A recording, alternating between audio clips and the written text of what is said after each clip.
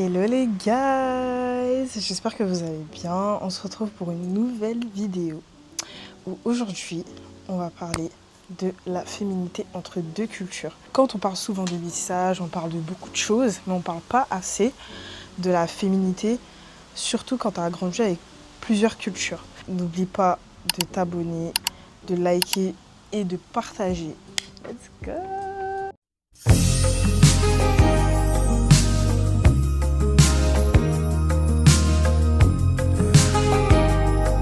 Avant toute chose, pour celles et ceux qui ne le savent pas, moi c'est Inès et il faut savoir que je suis principalement issue de deux cultures, même si en réalité j'en ai trois. Je suis congolaise de la République démocratique du Congo, je suis guadeloupéenne et dominicaise, donc de la Dominique. On dit souvent que parfois le mélange entre deux cultures c'est simple, surtout quand par exemple les deux personnes sont noires. Mais pas du tout, pas du tout.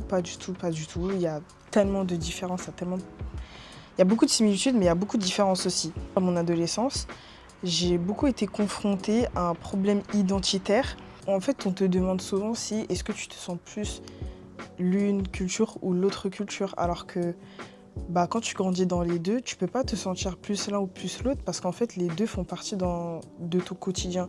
Ce qui fait que, par exemple, des fois, j'étais un peu plus à l'aise dans un milieu où il y avait principalement des Congolais, tout comme j'étais plus à l'aise parfois dans certains événements ou certaines discussions avec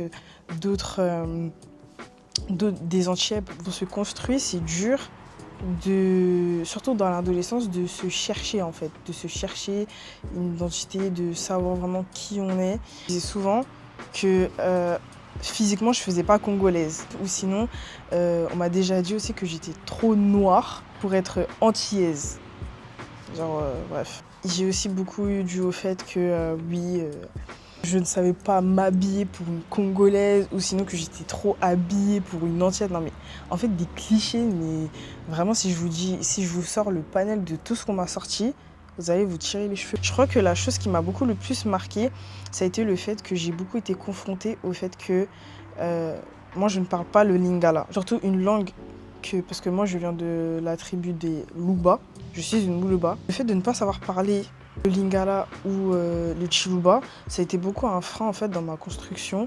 On m'a beaucoup reproché le fait que qu'on ne me considérait pas comme une Congolaise ou que je n'étais pas congolaise par rapport au fait que je ne savais pas parler lingala, alors que je sais que ça peut toucher pas mal de personnes. Personnellement, ça m'a beaucoup touchée parce qu'en fait, je me suis dit que si je ne savais pas parler ma langue paternelle ou maternelle, si tu ne sais pas parler ta langue paternelle ou maternelle, que en fait, tu n'es pas légitime et que tu ne te sens pas plus congolais que tes confrères, alors que pas du tout. Pas du tout, ce qui fait que j'ai beaucoup essayé de combler mes lacunes, enfin, à l'époque, j'appelais ça des lacunes, mais pour moi, en soi, c'est vrai que c'est quelque chose qui me pèse encore un peu, mais que je me suis, tout simplement, déjà, je suis fière d'être congolaise, et puis il y a d'autres choses que la langue. Ce qui fait que aussi, on amène au fait qu'il y a deux visions. Moi, j'ai grandi avec deux visions de la femme différentes.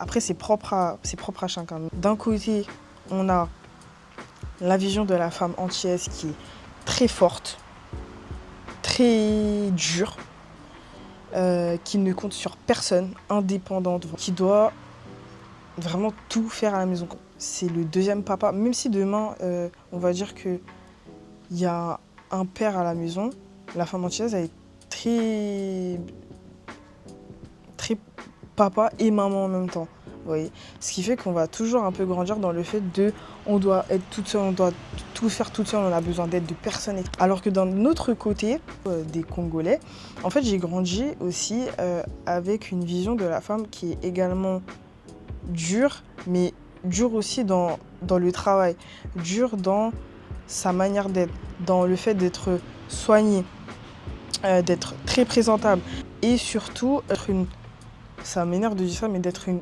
bonne femme pour avoir un foyer stable plus tard.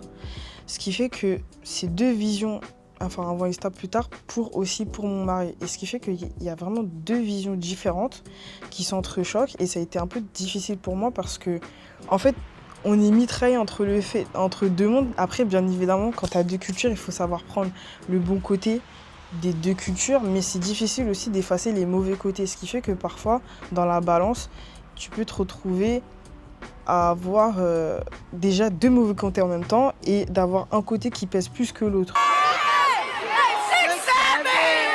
En même temps, c'est ce qui fait que c'est nous tout simplement et c'est ce qui nous construit.